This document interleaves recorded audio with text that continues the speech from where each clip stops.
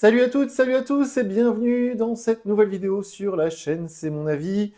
On se retrouve en ce début d'année 2024, encore une fois tous mes meilleurs vœux, pour le test du OnePlus Open, un smartphone donc qu'on peut ouvrir évidemment, concurrent des Samsung Galaxy Z Fold et autres Honor Magic VS. On espère en avoir un sous la main en 2024, puisque ça y est, Honor aussi s'est lancé dans ces smartphones qu'on peut replier.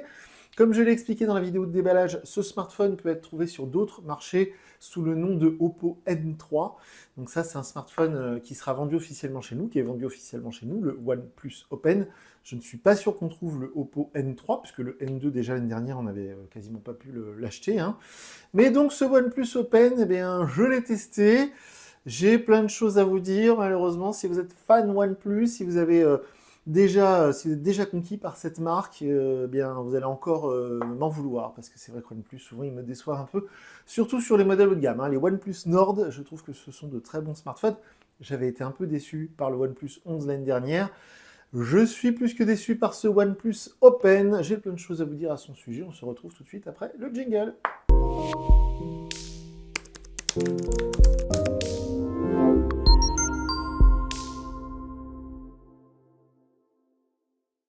Comme je vous le disais donc, ce OnePlus Open, eh bien, ça fait quelques temps, pardon, qu'il m'accompagne, et autant vous dire que j'en attendais beaucoup. Je suis très fier de pouvoir vous offrir un téléphone à 1849 € pour première vidéo de l'année. Voilà, c'est grâce à vous, parce que plus vous êtes nombreux à nous suivre, plus vous êtes nombreux à regarder les vidéos, plus ça fait des revenus YouTube, et plus on peut acheter des beaux téléphones. Parfois, certains constructeurs nous prêtent des smartphones. Par exemple, Honor avec le Magic 5 Pro l'année dernière, Vivo avec le X90 Pro. Et OnePlus, alors peut-être qu'ils prêtent des téléphones à d'autres influenceurs, mais pas encore à nous. Donc celui-ci, je l'ai acheté sur le site de OnePlus pour la modique somme de 1849 €. Donc autant vous dire que je fais attention de ne pas le faire tomber. Donc, il m'a accompagné, je l'ai testé, et j'ai plein de choses à vous dire. Alors, on va commencer comme d'habitude par les points positifs, les choses que j'ai appréciées. On terminera par les choses que j'ai un petit peu moins aimées, ou tout du moins les choses qui m'ont déçu. Dans les choses que j'aime sur ce smartphone, évidemment, le design, c'est un très bel objet. Il n'y a aucun débat là-dessus. C'est très beau. Évidemment, comme je disais dans la vidéo de déballage, l'espèce d'énorme boss à l'arrière, c'est un peu marketing quand même, parce que si vous regardez des vidéos où les mecs ils démontent les téléphones, honnêtement, ils auraient pu la faire moins proéminente. Voilà, c'est une question de parti pris. C'est pas grave, moi j'aime bien, je trouve ça très joli. Apparemment, ça va être le design de tous les OnePlus à venir. Voilà, ils sont plusieurs. Vivo l'année dernière avait fait ça, donc Vivo ils sont dans le même groupe, ils sont dans le groupe BBK. Donc du coup, ils sont plusieurs dans ce groupe-là à faire des capteurs photo assez proéminents pour essayer de se démarquer absolument. Ça, c'est vraiment... c'est comme les voitures avec les LED, vous savez, à l'avant. Chaque constructeur essaie de faire sa signature visuelle. Bon, voilà, chez OnePlus, je trouve ça plutôt sympa. Ce vert est absolument magnifique, je suis content de l'avoir eu en vert, parce que fut un temps, il était en rupture dans ce coloris. Donc du coup, je suis content parce que c'est plus sympa qu'en noir. C'est moins triste, c'est un peu plus gai. Et alors, les matériaux, la finition, c'est magnifique, c'est très beau. Pas de problème, c'est un très bel objet. Quand on l'a en main, c'est beau, ça donne envie de s'en servir, c'est magnifique. Ça, il n'y a aucun problème là-dessus. On en a pour son argent quand on l'a en main. C'est un très beau smartphone, ça fait pas cheap, il n'y a aucun problème de finition, c'est nickel. De ce côté-là, le groupe BBK, que ce soit Oppo, que ce soit OnePlus, que ce soit Realme, que ce soit Vivo, ils savent faire. Il n'y a aucun problème là-dessus, c'est très beau, c'est très bien. J'avais une petite mise à jour, mais ça, on va en reparler. J'espère de tout cœur une mise à jour Android 14, mais ça, on va en reparler aussi. Mais voilà, niveau design, je le trouve très beau. Il est plus léger que son principal concurrent, le Z Fold 5. Il est à 10 grammes en dessous, donc ça, c'est très très bien. Il y a un écran magnifique qu'on peut bloquer en 120 Hz. Donc ça fait partie des plus. Je commence à dérouler ma liste. C'est vraiment un très très bel écran qui est très lumineux. Donc ça, c'est très bien. On peut le bloquer évidemment à 120 Hz. Je dis évidemment parce qu'attention, par exemple sur un Samsung Z Fold 5 qui coûte le même prix, vous ne pourrez pas choisir le taux de rafraîchissement. C'est le téléphone, il va vous dire est-ce que vous voulez plutôt économiser de l'énergie ou est-ce que vous voulez plutôt de la qualité d'image. Donc il y a deux modes sur les Samsung, mais il ne vous laisse pas choisir le taux de rafraîchissement. Là, on peut le bloquer sur 100 Hz, ce qui est plutôt chouette. Donc oui, je disais, cet écran est très beau, très lumineux, les couleurs sont jolies, même si je trouve que les blancs pourraient être un peu plus blancs. J'ai essayé plusieurs modes, vous savez, il y a plusieurs modes pour régler l'écran, couleur naturelle, couleur vive, machin bidule. J'ai tout essayé, thème sombre, thème lumineux, et le blanc des icônes me paraît un peu délavé. Bon, alors c'est pas très grave, mais voilà, j'ai vu plus péchu. Alors, je vous parle de l'écran intérieur. L'écran extérieur aussi est très beau et très réussi, hein, mais ça c'est pareil, maintenant tout le monde sait faire ça. Je veux dire, n'importe quel constructeur, du plus petit au plus gros, savent faire des écrans OLED ou AMOLED de bonne qualité, avec un taux de rafraîchissement élevé, il n'y a aucun problème là-dessus. Au niveau des performances, là c'est très important, on a la puce Qualcomm Snapdragon 8 Gen 2, comme dans le concurrent Samsung. On a donc de très bonnes performances, vous verrez comme d'habitude sous la vidéo, je vous mets le lien vers notre feuille Excel, là c'est pas Excel, c'est Google Sheets. Donc le tableau de bord, c'est mon avis, sur lequel vous verrez les résultats que j'ai obtenus avec Geekbench. Alors sur la puce graphique, on est à plus de 10 000 points, ce qui est énorme. Et sur la puce, le processeur, sur le calcul, on est à plus de 4 000 points, ce qui fait partie des meilleurs testés en 2023. Donc c'est très très bien. Ça marche du feu de Dieu, 16 Go de mémoire vive. S'il pouvait faire 200 € de moins avec 12 Go de mémoire vive ou 8 Go de mémoire vive, ce serait largement suffisant, ça marcherait tout aussi bien. C'est un peu con-con, surtout les 512 Go de stockage. Alors je sais que vu le grand écran, ça donne envie d'installer plein de jeux. Moi-même, je joue de temps en temps à World of Tanks qui prend 20-30 Go avec les textures en HD. Donc oui, d'accord, les 512 Go, pourquoi pas, mais pareil, si vous faisiez une version 256 Go un peu moins chère, je vais revenir sur le tarif à la fin, mais je pense que ce serait plutôt une bonne idée. Donc les performances, c'est tout bon. Un petit détail, mais vous savez que je vous en parle souvent, au niveau des haut-parleurs, hein. Donc quand on met un jeu, justement, une série, un film, ce que vous voulez, ou même un podcast en haut-parleur, le son est vraiment très puissant. Et surtout, il est très profond, beaucoup plus que sur tous les téléphones que j'ai pu tester. Ça donne le rendu sonore d'un iPad Pro, par exemple, vous voyez. Donc c'est très agréable, c'est très profond, c'est très puissant, c'est top. Donc ça, c'est très bien. Alors, il est certifié IPX4, donc honnêtement, si vous le faites tomber dans la baignoire, la piscine, vous le ressortez tout de suite, normalement, il n'y aura pas de dégâts. Mais en fait, voilà, apparemment, d'après ce que j'ai lu, entendu, la certification IP68, ça coûte cher. Et puis c'est compliqué, donc ils se sont dit IPX4, le concurrent Samsung, c'est IPX8, c'est un petit peu au-dessus. Voilà. Sinon, donc, dans les points positifs, on va rentrer dans le vif du sujet, la charge rapide. Par rapport à son concurrent, encore une fois, alors, il y a aussi le Google Pixel Fold, que je n'ai pas testé, qui est au même prix avec un écran plus petit, etc. Donc j'en parlerai pas trop en plus, il s'est très peu vendu. Pour moi, le concurrent numéro 1, évidemment, c'est le Samsung Galaxy Z Fold 5. Dans quelques semaines, le Z Fold 6, donc le OnePlus Open risque de prendre cher. Le fameux Honor V ou VS, je ne sais plus comment il s'appelle, qui se replie comme ça, le V2 ou VS2 qui va sortir bientôt chez nous. Donc il y a de plus en plus de concurrence. Et là, un petit avantage concurrentiel, donc c'est la charge rapide avec le chargeur 67 watts qui est fourni. Donc ça, c'est une très bonne chose, puisque j'ai mesuré à peu près 25% en 10 minutes, donc à peu près 50% en 20 minutes, et moins de 50 minutes pour faire le 0 à 100%. Donc ça, c'est très cool. Je sais qu'il y en a plein qui n'aiment pas, ça use les batteries, je sais pas quoi. Moi, je trouve ça quand même super pratique, et sur un engin à 1800 €, rendez-vous compte, c'est le prix d'une voiture d'occasion, eh bien, à 1800 €, on recharge son téléphone un quart d'heure, on a pris genre 30-40%. C'est quand même super pratique. Donc j'adore ça, donc pour moi, c'est dans les plus. Il y a très peu d'applications sponsorisées quand on l'allume pour la première fois. Il n'y a que Netflix et Facebook qu'on peut désinstaller, donc ça, c'est très bien. Et il y a quelques applications officielles Oppo, OnePlus, pardon, qu'on peut virer. Donc ça aussi, c'est très très bien. Il n'y a qu'une ou deux applications Google qu'on ne peut pas désinstaller, mais on peut même les désactiver. Donc c'est très chouette, on peut même désactiver l'espèce d'application jeu là, qui sert à rien, qui est censé booster les performances. Donc ça c'est très cool. De ce côté-là c'est très cool, et je dirais que de ce côté-là c'est du vrai OnePlus. Parce que je rappelle qu'à la base, il y a bientôt 10 ans, OnePlus, c'était pour les geeks. OxygenOS, c'était pas du tout comme TouchWiz chez Samsung ou comme MIUI chez Xiaomi. C'était vraiment une interface de geek où on pouvait tout personnaliser, la taille de l'écriture, les couleurs, les machins, les trucs, on pouvait tout changer. Maintenant, c'est un petit peu moins le cas, mais au moins, il n'y a pas d'application sponsorisée et on peut virer quasiment toutes les applis, donc c'est plutôt cool.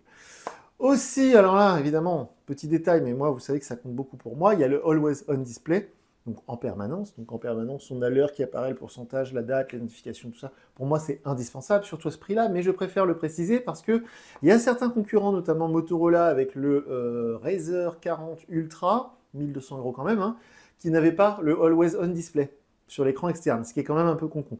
Donc là, ça y est, et c'est très très bien. Et deux choses importantes, vous attendez tout ça, la qualité des photos. Alors comme d'habitude, sous la vidéo, je vous mets le lien vers ma galerie Google Photos pour aller voir la qualité des photos par vous-même. Mais honnêtement, les photos, elles sont très bien. Elles sont très très bien, même si, voilà, même si je voudrais être méchant avec ce téléphone, c'est pas possible, les photos sont très bien. Sauf quelques conditions très particulières, vous le verrez. Par exemple, si vous êtes en intérieur, là il faisait très beau, j'ai pu aller prendre des photos à l'intérieur de la cathédrale Saint-Étienne de Bourges avec des très beaux vitraux. Donc, avec mon iPhone 15 Pro, j'ai fait la comparaison, et vous verrez que en fait, les photos avec le capteur principal x1, elles sont parfaites, honnêtement parfaites. Luminosité, grain sur la photo, parfaite, détail, tout ça. Et dès qu'on passe en x2, vous verrez qu'en intérieur, les photos, il y a un gros problème de luminosité. Les photos deviennent très sombres. Donc il y a un vrai problème dès qu'on utilise le x2, le x3, le x6, vous verrez, il y a ce vrai problème. En x1, aucun problème, les photos sont magnifiques. En ultra grand angle, elles sont très belles aussi, parce que d'habitude, les capteurs ultra grand angle, franchement, la qualité des photos est toujours un peu moyenne. Là, elle est très très bien.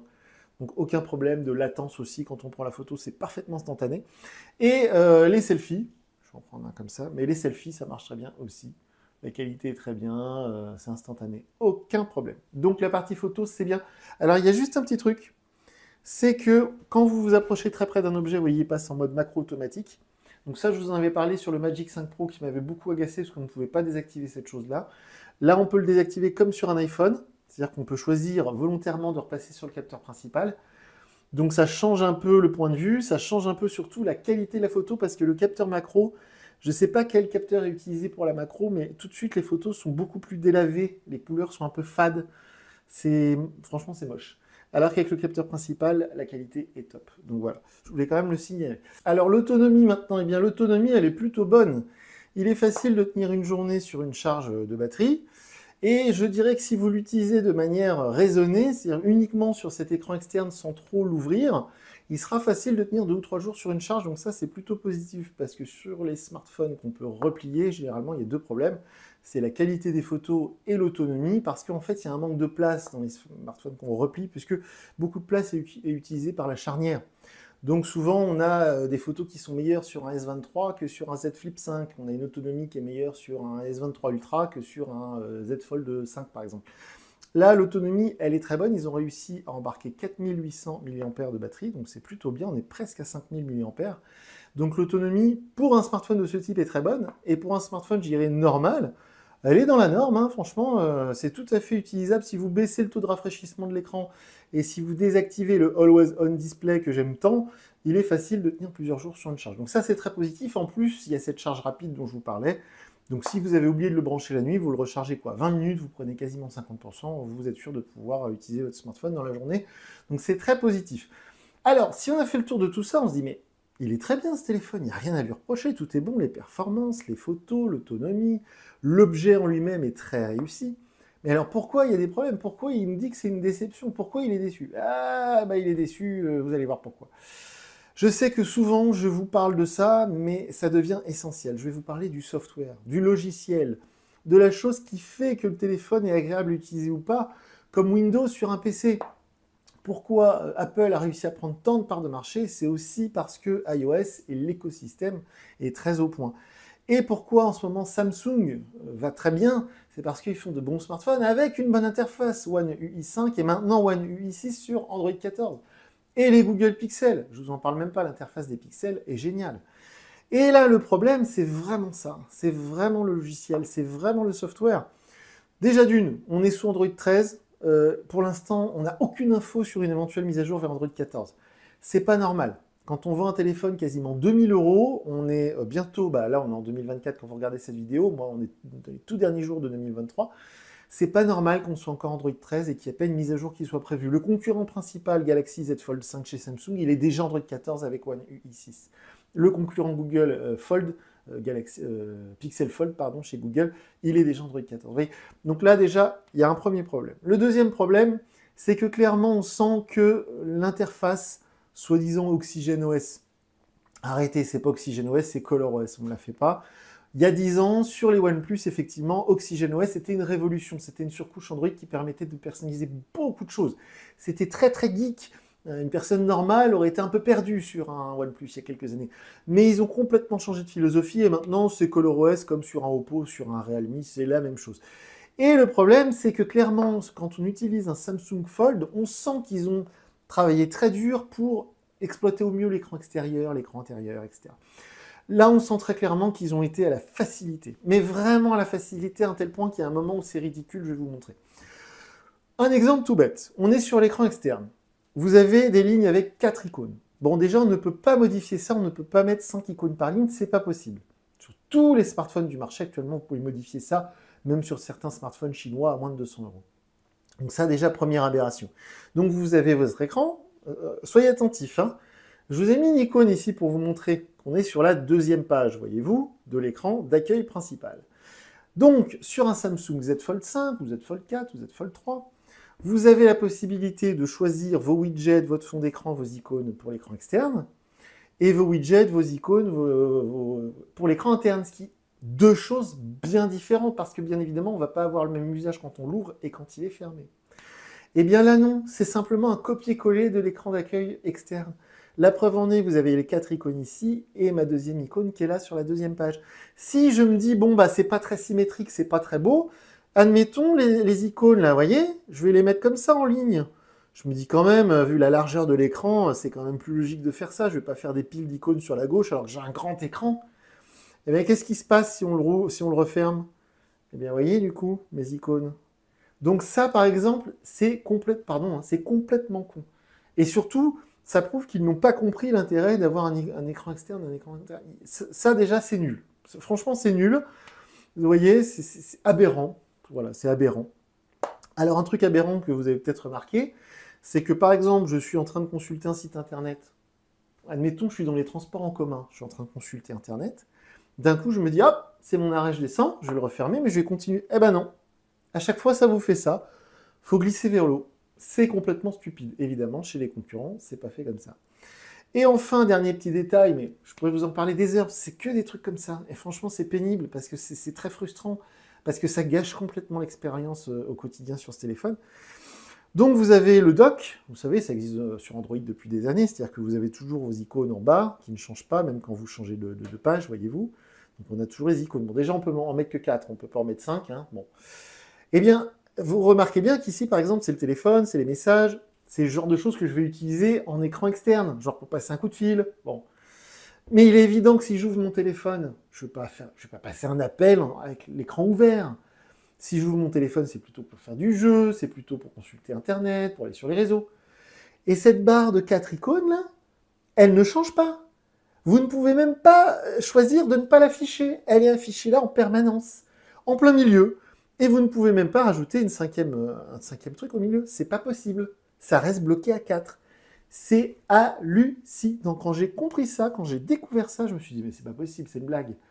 Alors j'ai cherché, non, c'est vraiment comme ça. C'est complètement stupide. Mais vraiment, hein, c'est vraiment bête.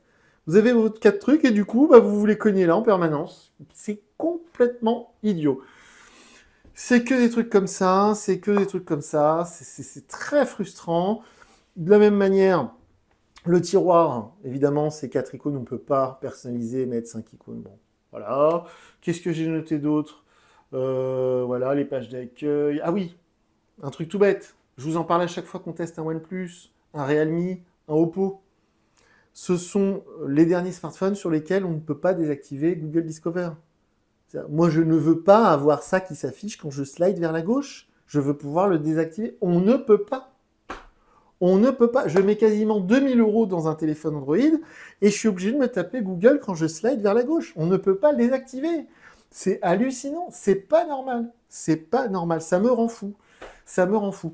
Donc, il y a plein de petites choses comme ça qui gâchent complètement l'utilisation parce qu'on sent qu'au niveau du software, au niveau du logiciel, on sent que ça manque de boulot, ça n'a pas été assez travaillé. Alors certains me diront, oui, c'est le premier téléphone pliable chez OnePlus, ça va s'améliorer, il va y avoir des mises à jour. Alors déjà d'une, le OnePlus 11 l'année dernière que j'ai testé avait exactement les mêmes problèmes, le Google Discover, etc., très peu de personnalisation, ils n'ont rien arrangé. Même si je remonte en 2022, c'était plus ou moins les mêmes problèmes. Honnêtement, c'est pas la philosophie de la maison que de faire des mises à jour et corriger et modifier les trucs. Bon. Donc très décevant, très très décevant, je trouve que ça gâche complètement la philosophie même de l'appareil. Le fait d'avoir exactement la copie... Bref, ça m'énerve.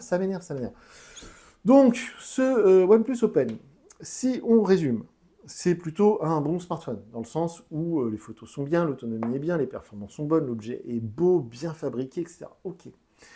Si vous hésitez, si vous avez 1800 € de budget, vous hésitez avec un Z Fold 5, n'hésitez pas. Une demi-seconde, l'expérience sur votre Z Fold 5 sera infiniment meilleure. Le Pixel Fold de chez Google, je ne sais pas, je ne l'ai pas testé et il est très bizarre parce que l'écran est d'une forme bizarre, il y a des grosses bordures et tout. J'ai envie de dire à voir.